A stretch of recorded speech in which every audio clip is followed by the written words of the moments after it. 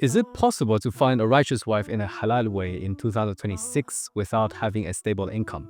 The harsh truth is, financial income has become a bigger burden year by year and is discouraging many good and righteous brothers from seeking marriage. There are many factors that's causing this, from economic instability, regional conflicts, rise of modern feminism, and so on. This even becomes a vicious cycle because when less people can afford, the girl's family would become more worried. They might also be worried about other factors such as the man's commitment and trustworthiness. And when they're worried, they might be even expecting more than they should. And most of the times, it's not simply out of greed, but extra layers of security and assurance. However, despite all of this chaos and hardship, there are still ways a man can assure the girl's family even without having a stable job or income. So here's 3 things that you need to have and 3 dua you should make if you want to get married without a stable income. First thing is your credibility and your reputation. You know that money is part of your rizq, but you need to also realize that reputation itself is also part of your rizq. If people around you can testify that you are a trustworthy man, you are a responsible man, you are consistent with your deen, then that alone builds way more trust for the family than just having a stable job. Because a job can disappear, but your reputation doesn't disappear just because you don't have a job.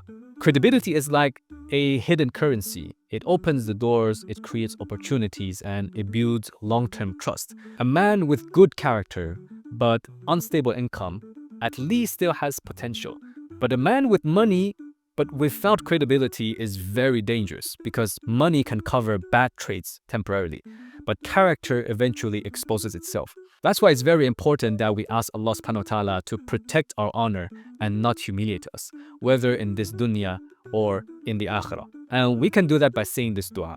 Allahumma ahsin aqibatana fil umuri kulliha wa ajilna min khizyi dunya wa adhabil akhirah. O Allah, give us good end to all our matters and save us from humiliation in this world and the punishment of the hereafter. The second thing we need is a clear vision and a future plan. Even if you're still figuring out what to do, even if you're still studying and you don't have a job yet, you need to show where exactly you're heading to. Are you studying just because you want to have a degree? Are you looking for a job just because you need money? Explain clearly to the girl's family, what is your roadmap for the next few months, for the next few years? What are the skills that you are currently developing? What have you done so far to achieve your goals? Do you have any plan B if it doesn't work out? Because in the end of the day, money can fluctuate. You may be financially okay the moment you're getting married, but if you don't have any solid plan, if you don't know how to manage your finance, that stability probably wouldn't last too long. And of course, this stability cannot be maintained without the help of Allah. So we need to constantly ask Allah, Ya Hayyu Ya Qayyum, bi rahmatika astaghith, aslih li sha'ni kulla, wa la takilni ila nafsi tarfata ayn. All the ever-living, all the all-sustaining, by your mercy I call unto you to set right all my affairs. Do not place me in charge of my soul even for the blinking of an eye. And lastly, the third is your commitment toward marriage. If you show your seriousness, if you show that you're not playing games, the family will have to take you seriously even if your income is not stable yet. This means that you're going to approach them from the front door, not secretly. You're not afraid to meet the wali. You're okay with transparency. Because a man who is willing to take responsibility is far more reassuring than a man who is rich but avoids accountability.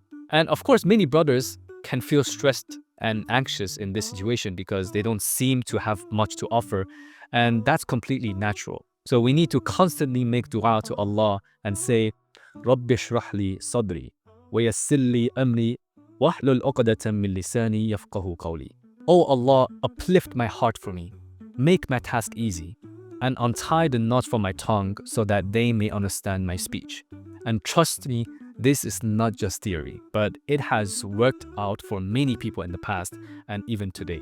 And if you're a brother who is worried about finance and you want to know if you're eligible for marriage despite not having a stable income, I have prepared a free assessment for you in the description box to help you further understand where you are currently standing and what you need to work on.